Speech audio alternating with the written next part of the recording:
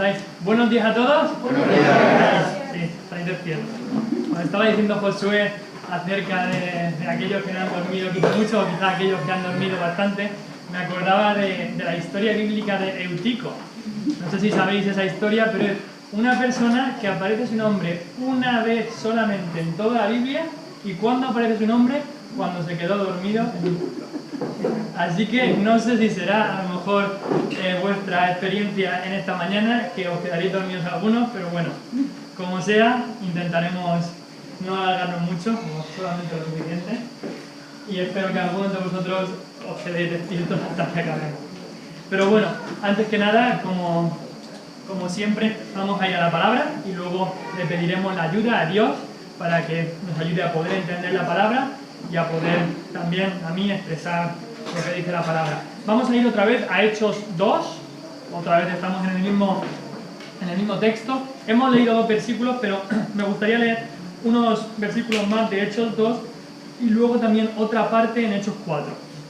Así que si tenéis vuestra copia de la Biblia, y vamos al capítulo 2 de Hechos. Hechos es el 5º libro del Nuevo Testamento, como decíamos, Hechos de los Apóstoles.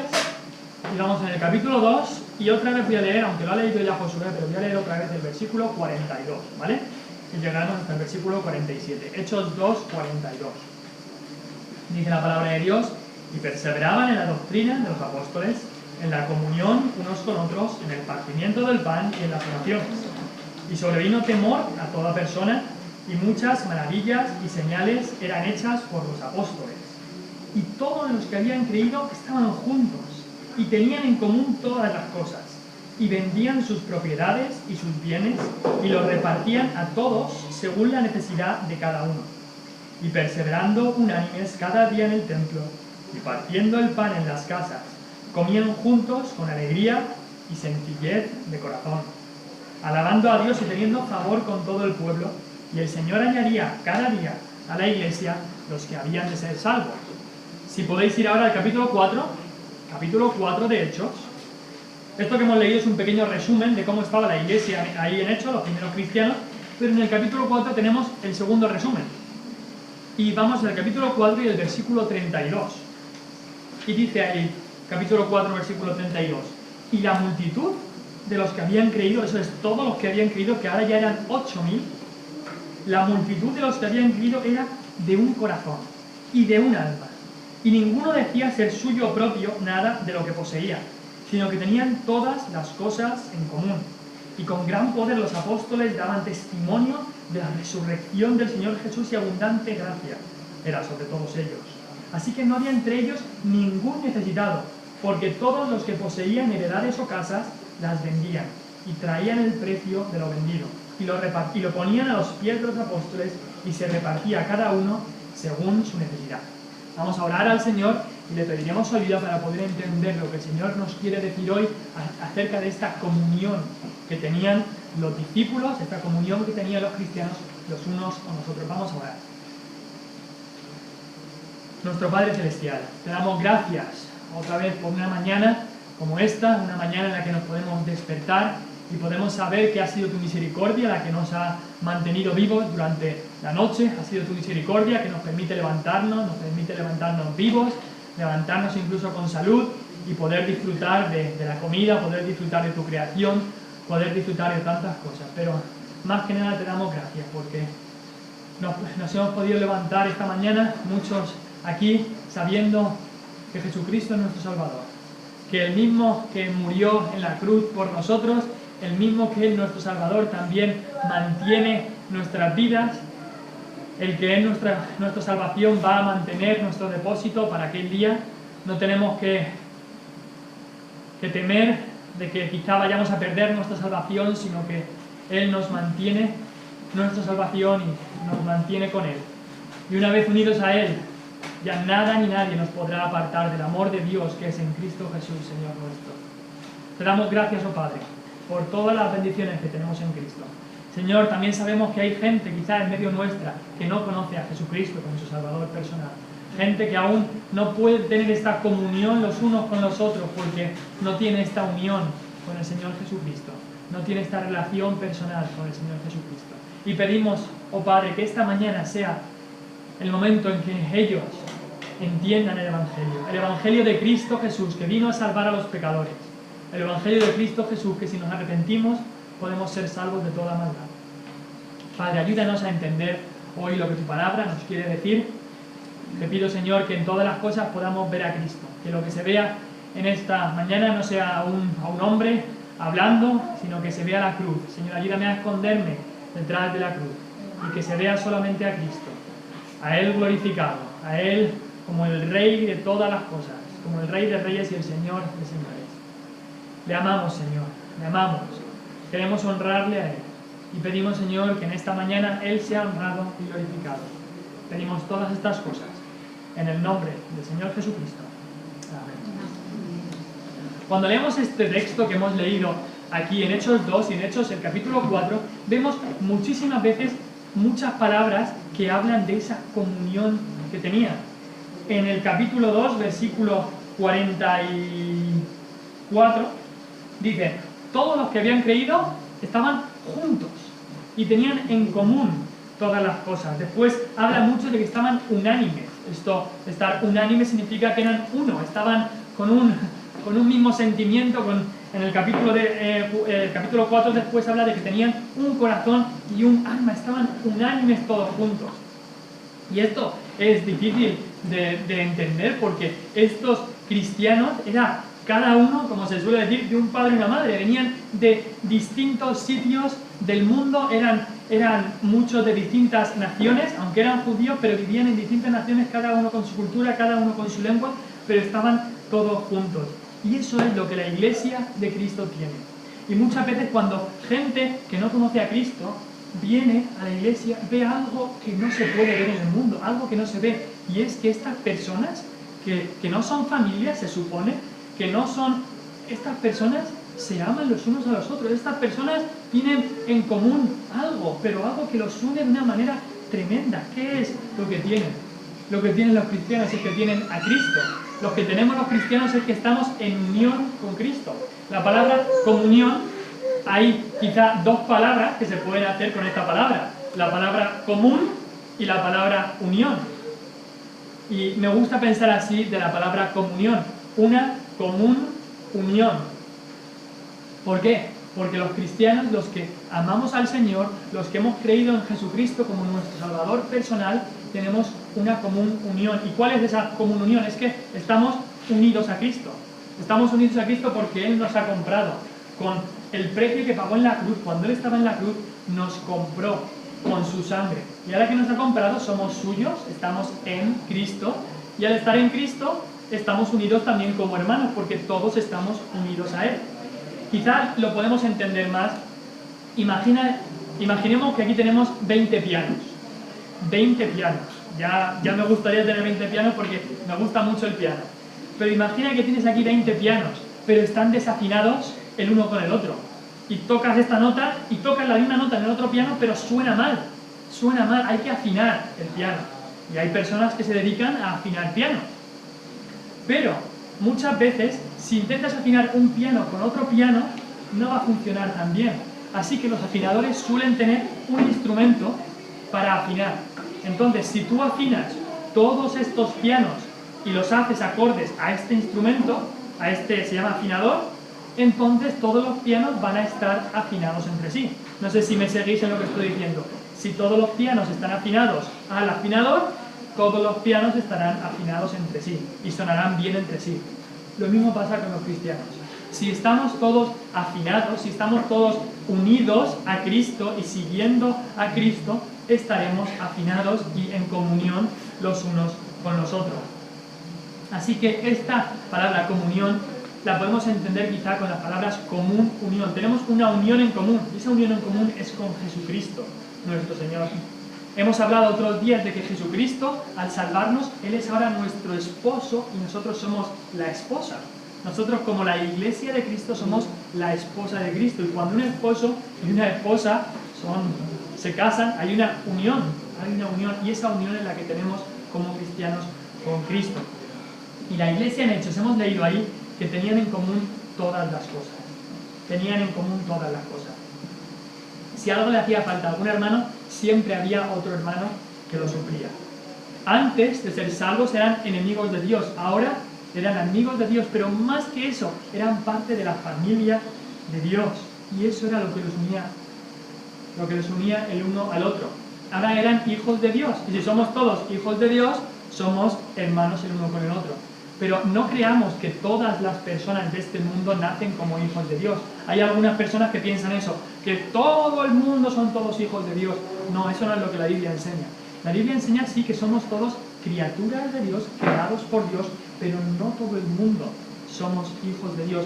Solamente aquellos que han puesto su fe en el Señor Jesucristo, aquellos que creen en Cristo como su Salvador, son los que son hechos hijos de Dios. Y es lo que el libro de Juan, en el capítulo 1, dice: a los que le recibieron, a los que creen en su nombre, les dio la potestad de ser hechos, de ser llamados hijos de Dios. Solamente aquellos que reciben a Cristo en su corazón.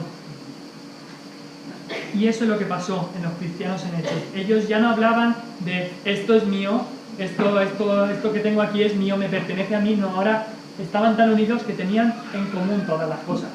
Ayer, mientras era por la tarde, mientras las chicas estaban bañando, yo estaba encerrado ahí estudiando.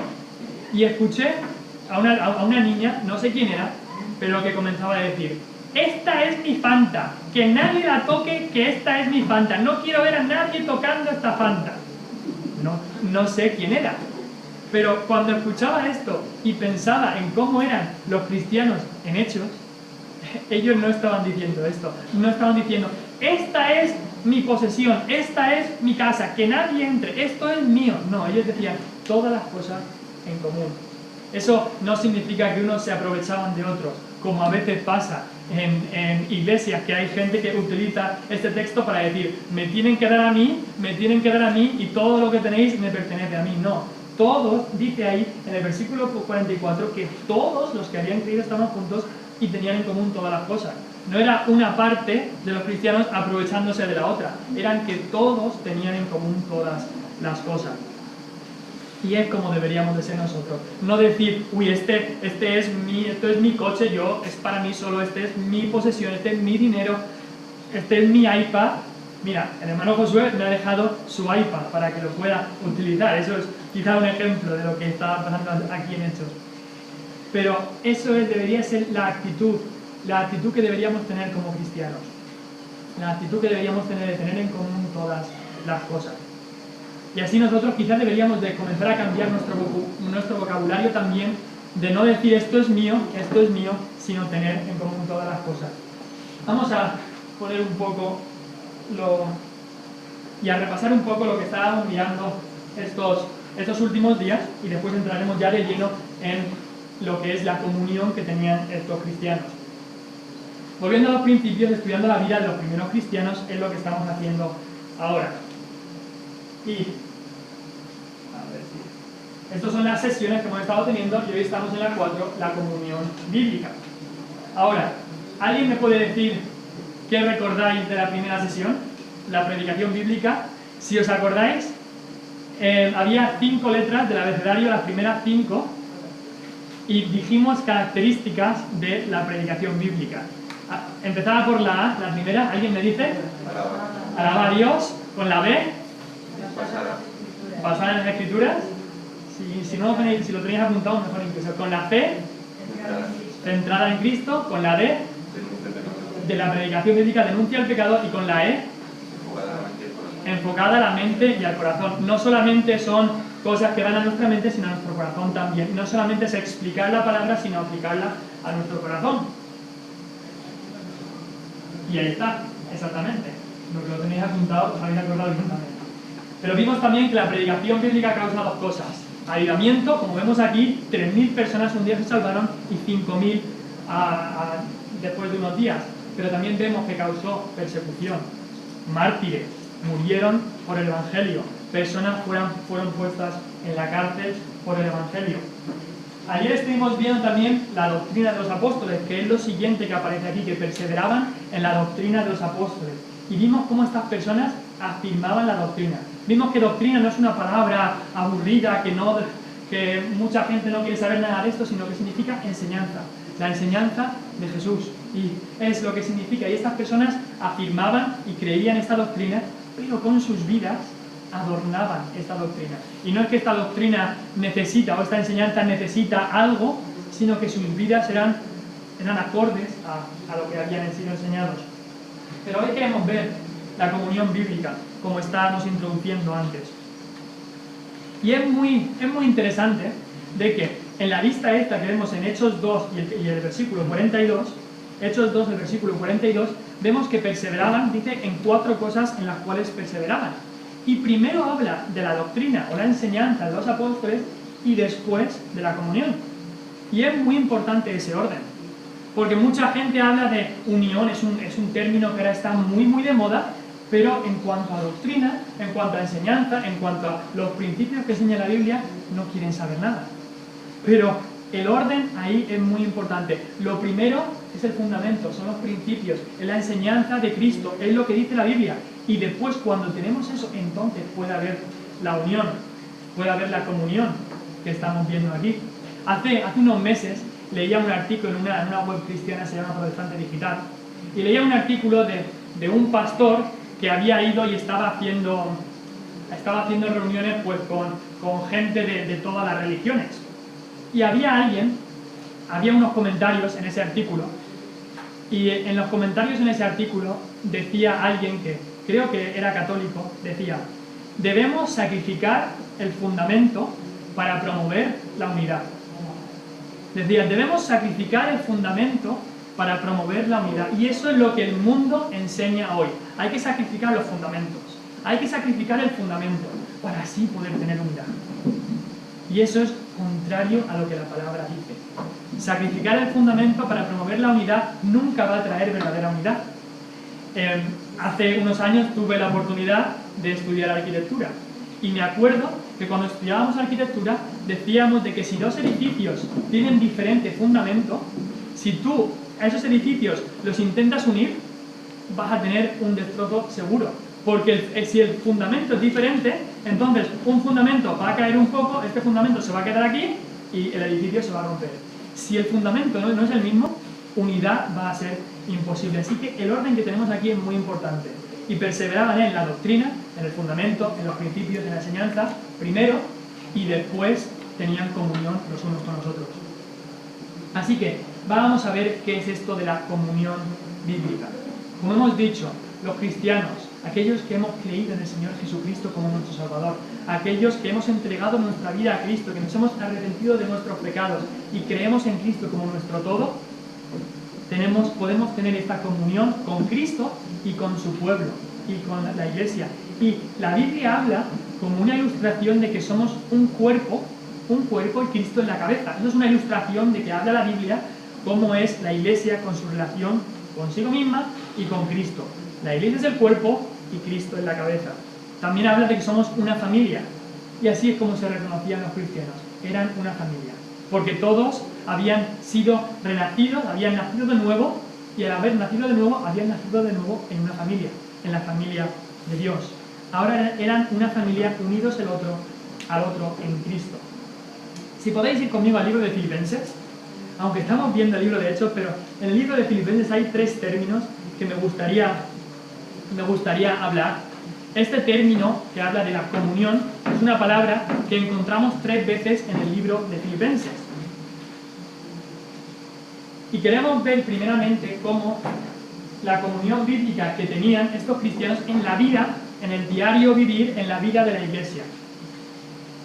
Y en Filipenses 1 y el versículo 5, Filipenses es una carta que escribió el apóstol Pablo. Filipenses 1, el versículo 5 dice: por vuestra comunión en el Evangelio. Y esa es una de las características de esta comunión, que es una comunión en el Evangelio. No es una comunión porque nos llevamos bien, no es una comunión porque me llevo bien con esta persona y tenemos mucho en común, nos gusta el mismo equipo, somos del mismo pueblo, entonces tenemos comunión. No, es una comunión en el Evangelio. Pensemos otra vez en Pentecostés.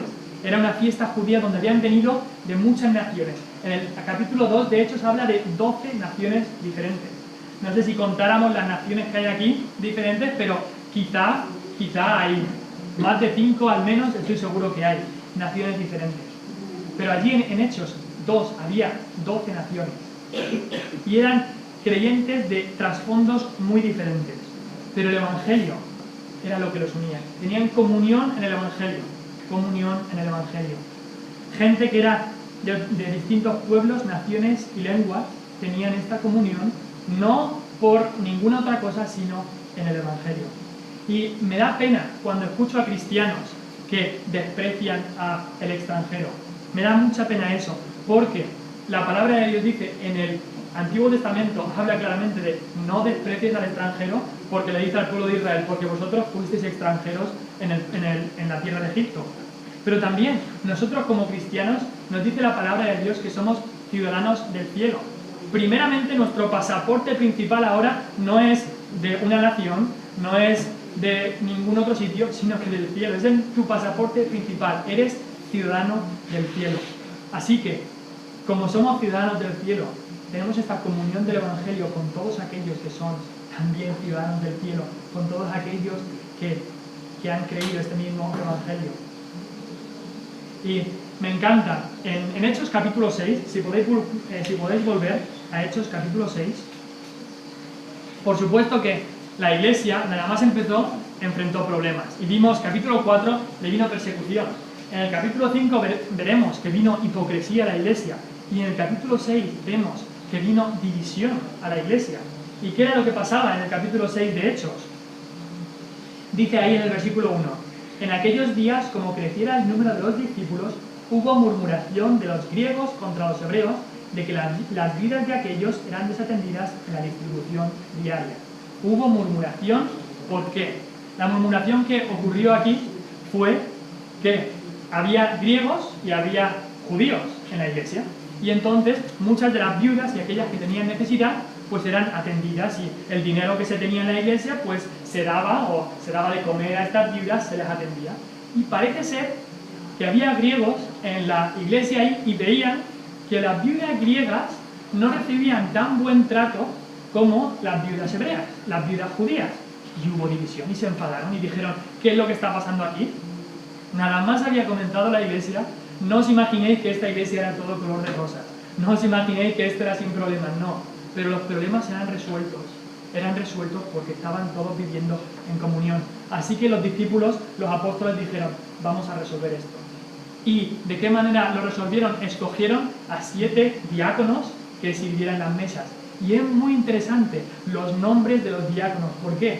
Porque los 7 diáconos que escogieron, ¿de dónde eran? Eran griegos. Para resolver este problema que tenían de que las viudas griegas eran desatendidas y que los griegos se estaban enfadando, dijeron, vamos a escoger 7 diáconos y 7 diáconos, y vemos los nombres, son todos nombres griegos. ¿Por qué? Porque deseaban esta comunión. No importa de qué país seamos, deseamos una comunión porque todos somos uno en el Evangelio. No importa si eres griego o si eres judío, estaban diciendo ahí, queremos que haya comunión. Y trataron esta situación con mucho tacto. Así que había esta comunión en el Evangelio.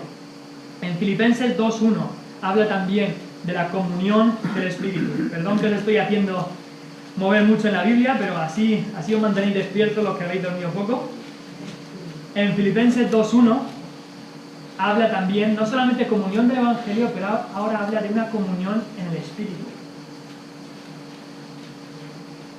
Y es que no solamente nos une que hemos creído en un mismo Evangelio, sino que otra cosa que nos une es que en nuestro corazón habita un mismo Espíritu. Dice ahí Filipenses 2.1, por tanto, si hay alguna consolación en Cristo, si hay algún consuelo de amor, si hay alguna comunión del Espíritu.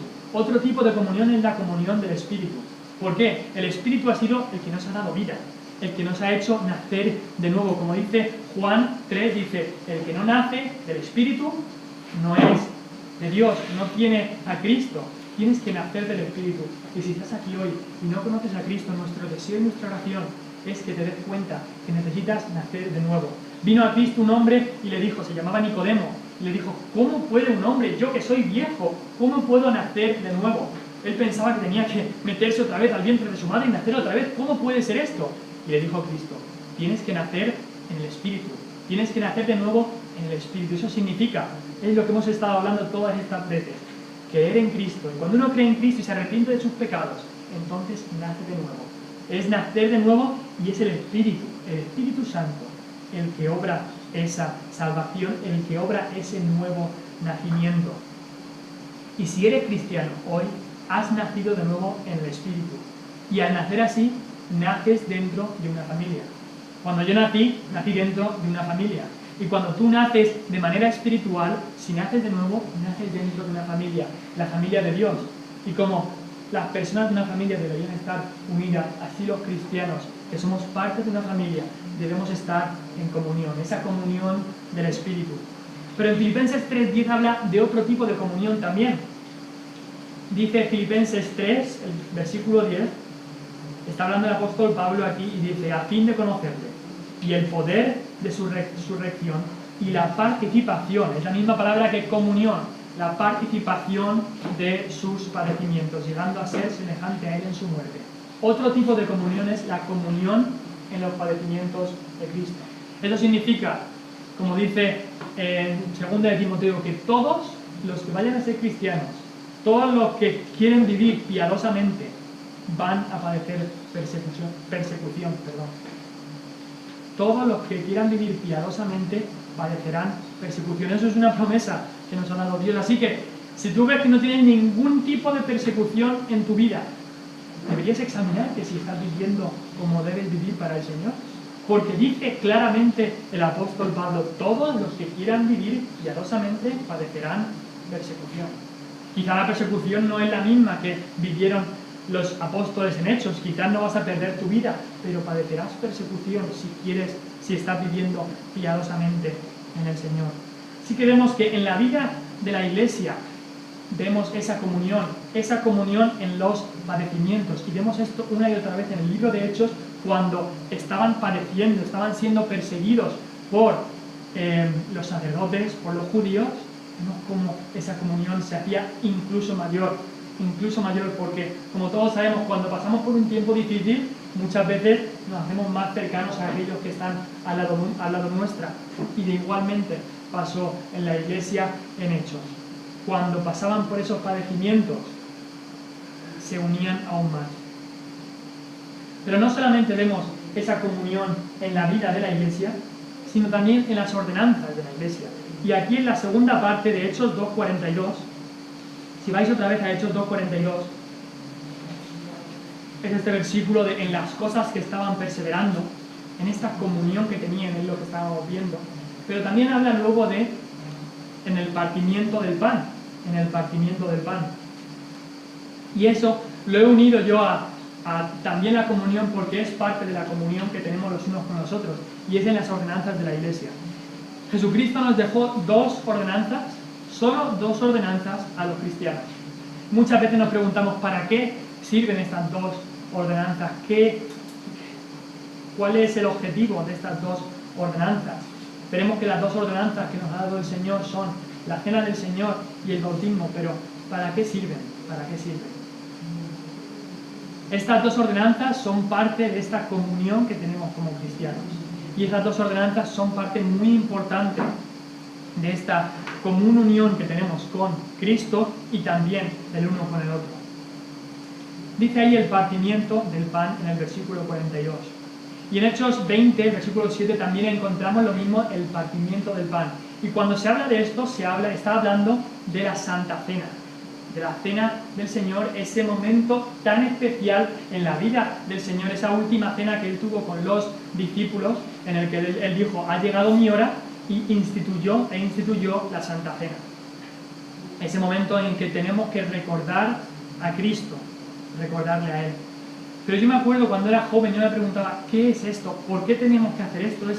Esto no es como un ritual que no tiene ningún sentido, pero no, es algo muy importante, es un momento de comunión con Cristo y un momento también de comunión entre los hermanos. La Iglesia Católica, desgraciadamente, ha tergiversado lo que significa la Santa Cena, la última cena, esta cena del Señor, lo ha tergiversado, y ellos dicen que el pan se convierte en el cuerpo del Señor Jesucristo. Ellos dicen que la copa se convierte literalmente en la sangre de Cristo, pero eso no es lo que la Biblia enseña. La Biblia enseña, cuando Cristo dijo: yo soy la puerta, nadie cree que Cristo es una puerta, por supuesto que no, sino que una puerta representaba a Cristo, en que Él es la entrada al cielo, Él es la puerta por la que tenemos que entrar al cielo. Igualmente, cuando Cristo dijo, esto es mi cuerpo, no estaba diciendo esto es literalmente mi cuerpo, sino que esto representa mi cuerpo, porque su cuerpo iba a ser molido y aplastado, como es el pan, e igualmente la copa, como esas uvas que se aplastan. Y así Él fue quebrantado no por hombres, sino nos dice Isaías 53 que Jehová quiso quebrantarlo, sujetándole a padecimiento. Y así es como nosotros debemos celebrar esta ordenanza que nos habla aquí, el partimiento del pan, y habla también, por supuesto, está hablando de la cena del Señor. También, cuando la Iglesia Católica, desgraciadamente, celebra lo que ellos llaman la misa, esta misa quiere decir sacrificio. Y cuando nosotros celebramos la cena del Señor, no estamos celebrando ningún sacrificio. Porque ellos, cuando celebran esto, están celebrando un sacrificio, una y otra vez, del cuerpo y la sangre de Cristo. Y eso es una relación a lo que dice la palabra. Desgraciadamente, eso es completamente contrario a lo que dice la palabra de Dios.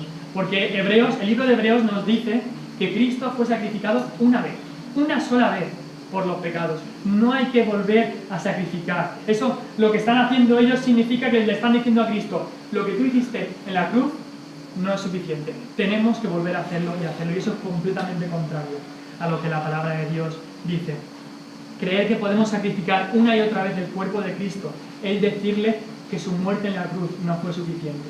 Y la palabra de Dios dice que Cristo, cuando estaba en la cruz, dijo dos palabras que son cruciales en la vida de cualquier cristiano. Y esas dos palabras fueron: es consumado. Consumado es. Significa, la obra está completa. Tú no tienes que hacer nada. Tú no tienes ni que hacer un 1% ni un 10% de tu salvación. Ya todo ha sido hecho por Cristo en la cruz.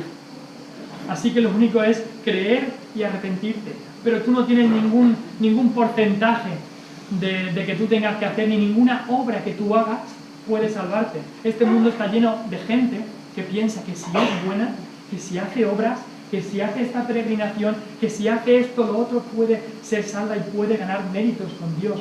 Pero la Biblia dice, cree en el Señor Jesucristo, porque Él lo hizo todo. En la cruz, cuando Él dijo consumado, Él estaba diciendo, se ha acabado. La obra de la salvación está hecha, y está hecha completamente por mí. Eso es lo que estaba diciendo Jesucristo. La salvación es de Jehová. Yo he hecho todo lo que hacía falta para que los pecadores puedan ser salvos. Así que cuando celebramos la cena del Señor no es ningún sacrificio, es solamente hacerlo porque amamos a Cristo y porque estamos recordando su muerte y sus sufrimientos. Es una conmemoración esta cena del Señor, una conmemoración, un recordatorio de nuestro Salvador, de quién es Él, de cómo el Dios del cielo vino para morir por pecadores. Pero no solamente recordar a nuestro Salvador, es recordar sus sufrimientos. Que aquel que era el Rey de Reyes, aquel que era hermoso, se hizo de ninguna hermosura, como dice Isaías. Se hizo de ninguna hermosura por nosotros. Aquel que era el Rey de Reyes se convirtió en un siervo. Aquel que era Dios tomó un cuerpo de hombre para morir por ti y por mí, para morir por pecadores. Y cuando vemos todos esos sufrimientos y recordamos esos sufrimientos como cristianos que hizo Cristo por nosotros, debería de llenar nuestra alma de satisfacción, de alabanza a Él por todo lo que le ha hecho. Recordamos sí a nuestro Salvador y sus sufrimientos, y recordamos también su sacrificio, el sacrificio que Él hizo en la cruz por nosotros. Porque creer que Jesucristo es un ejemplo, o el mayor ejemplo, eso no nos va a salvar. Creer que Jesucristo era el maestro, el mejor maestro de toda la historia, tampoco nos va a salvar. Sino que solamente nos salva creer que Él fue nuestro sacrificio, nuestro sustituto. Todos entendéis lo que significa un sustituto, alguien que toma en lugar de otro. Y es solamente si crees que Cristo es tu sustituto que entonces puedes ser salvo. Y esa es otra de las cosas que recordamos en la cena del Señor. Recordar que Cristo fue nuestro sustituto también. Pero no solamente es una conmemoración, es un recordatorio, es también una celebración. Y muchas veces no lo tomamos así. Tomamos como que una celebración son otras cosas, pero que la cena del Señor es todo tristeza y solemnidad. Pero es también nos debe llenar de gozo cuando la celebramos. ¿Por qué? Por todo, porque todos esos sufrimientos de Cristo, todo eso que Cristo hizo, ¿qué nos ha dado a nosotros? Nos ha dado todo lo que tenemos. Toda la paz que podemos sentir cuando nos vamos a la cama y podemos saber, si muero esta noche, estaré con el Señor. La paz que podemos tener en medio de los problemas de este mundo, cuando este mundo nos trae problemas, después de problemas y más problemas, podemos decir, estoy en paz. Un cristiano no es alguien que no tenga problemas. Un cristiano es alguien que está en paz cuando hay guerra alrededor, porque esa paz nos la da el Señor Jesucristo. Así que estamos celebrando esto también cuando tomamos la cena del Señor como